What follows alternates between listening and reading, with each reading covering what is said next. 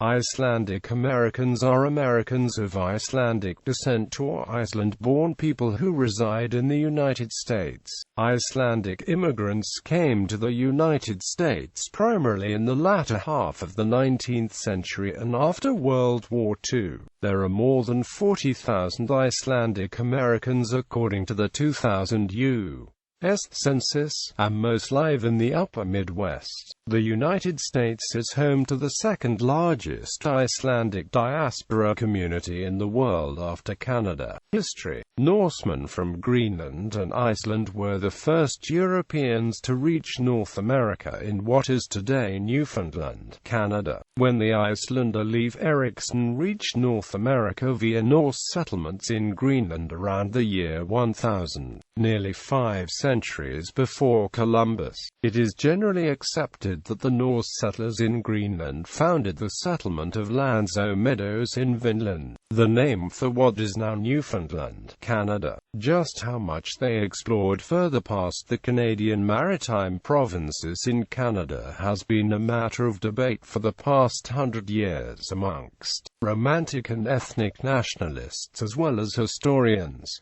In any case, the settlements were abandoned after a short time.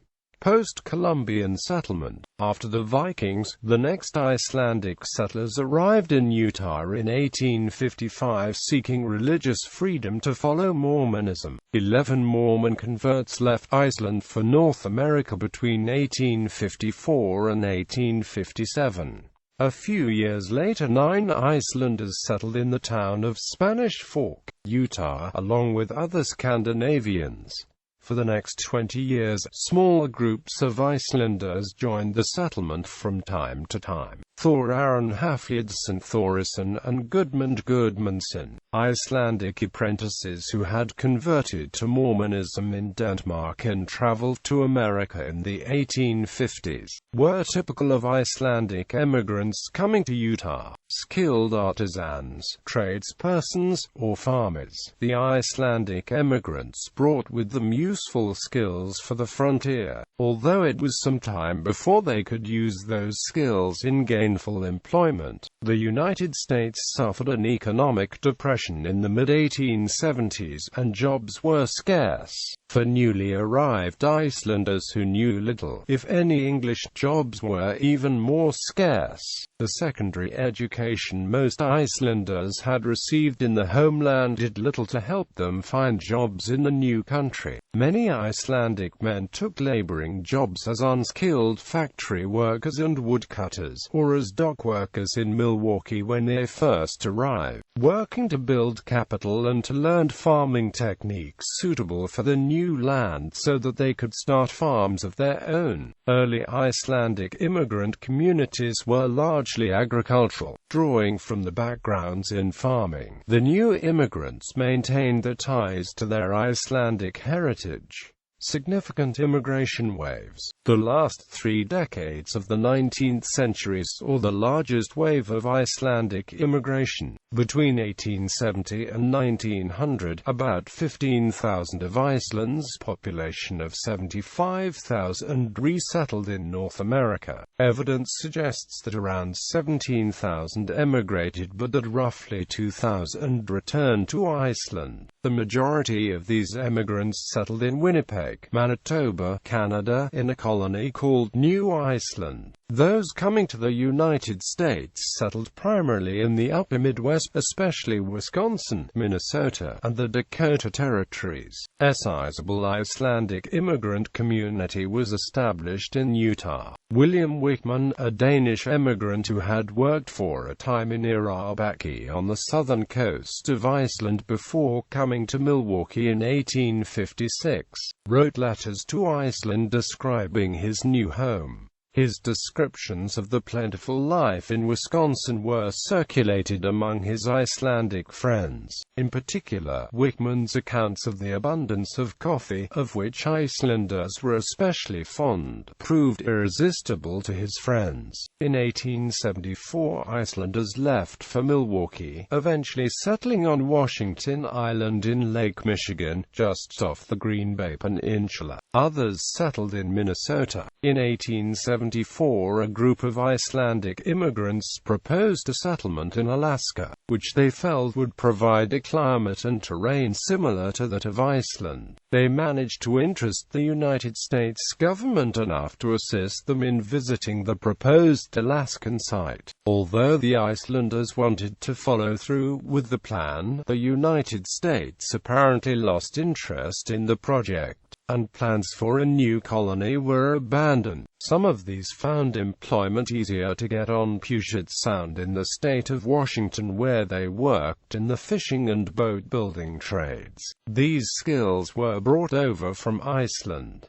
Washington still has the second highest population of Icelandic Americans among the states. By 1878, over 100 Icelanders from the Canadian colony, New Iceland, were forced to relocate because of severe weather conditions, outbreaks of smallpox, and religious disputes. Moving south to the United States, they joined more recent Icelandic immigrants in the northeastern section of the Dakota Territory.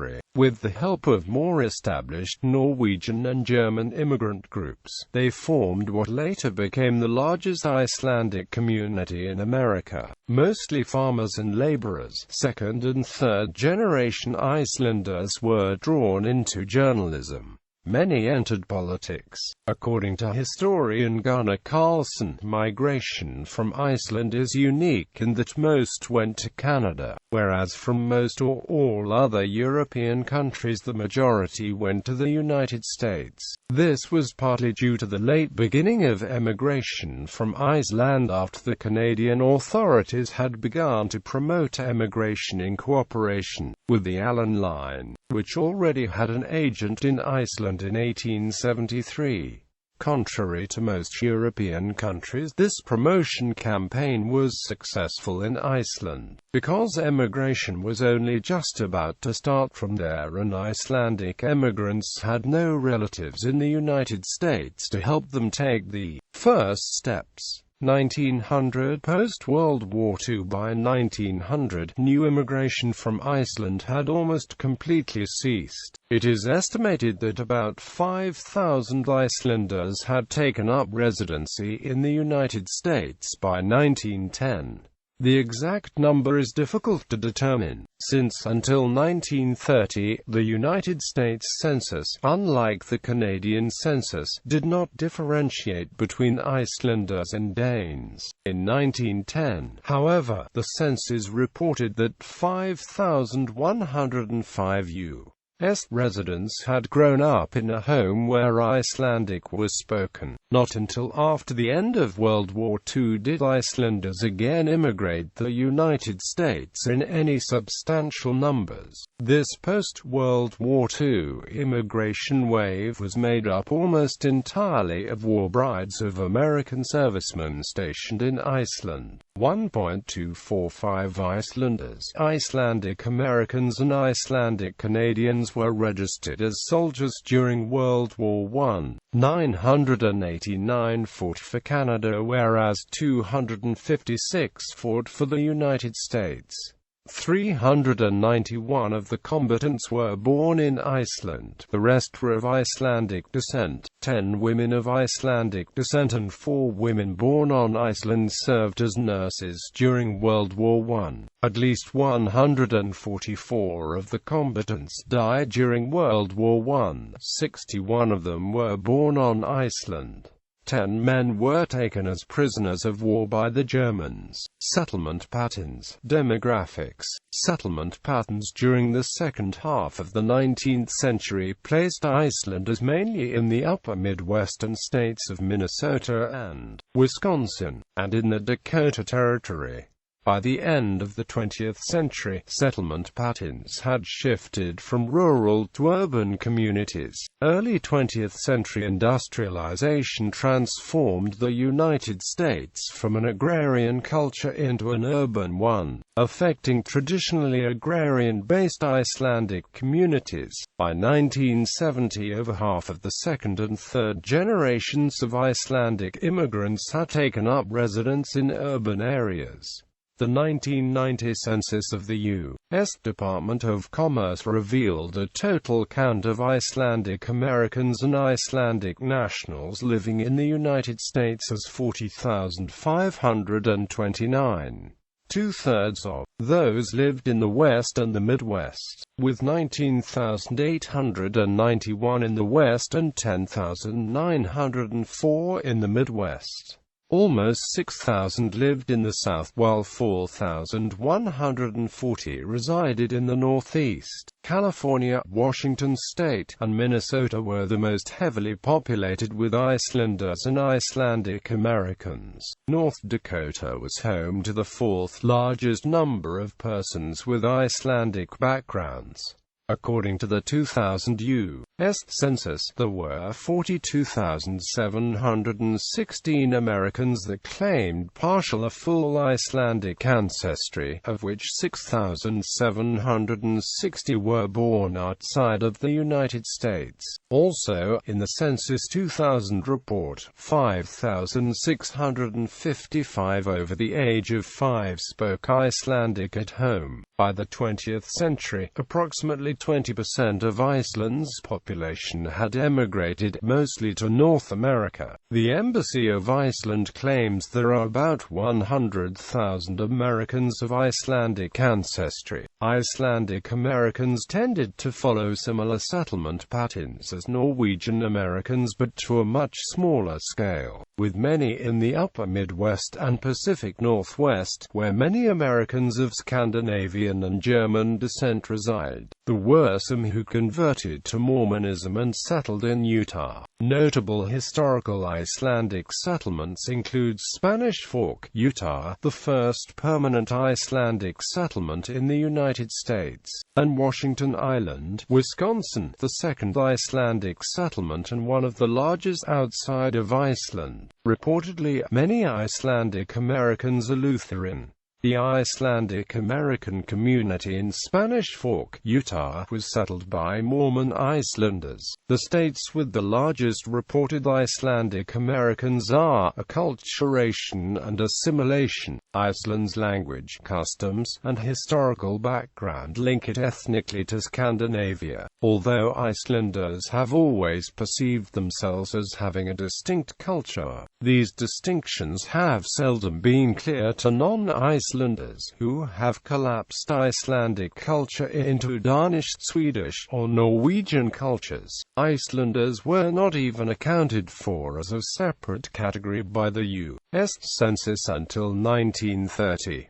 Few studies in English have concentrated on Icelanders, and many reference books have omitted them altogether from general accounts of ethnic distinctions such as holidays, customs, and dress. Nonetheless, strong in the self-identity, Icelanders have from the beginning eagerly adopted new customs in the United States, learning English, holding public office, and integrating into the general culture. At the same time, they have retained a strong sense of ethnic pride, as evidenced in the large number of Icelandic American organizations in existence throughout the United States since the founding of the Icelandic National League in 1919.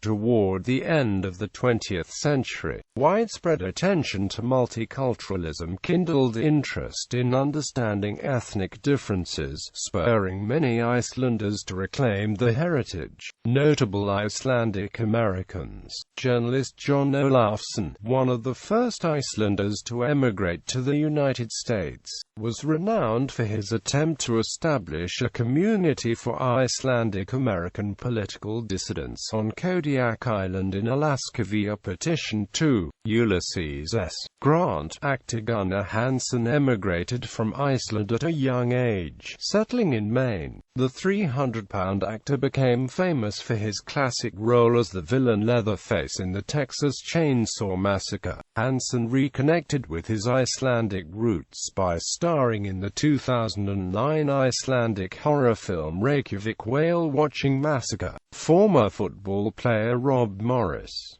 Leslie Stephenson, an actress best known for playing the title role in The General's Daughter. She is the partner of James Spader. Helgi Thomasson, a former ballet dancer and current artistic director for the San Francisco Ballet and its ballet school, is originally from Iceland. Aaron Johansson, born in Mobile, Alabama to Icelandic parents, represented the United States in the 2014 World Cup. MIT economist Eric Brynjolfsson's father is Icelandic. Musician Peter Steele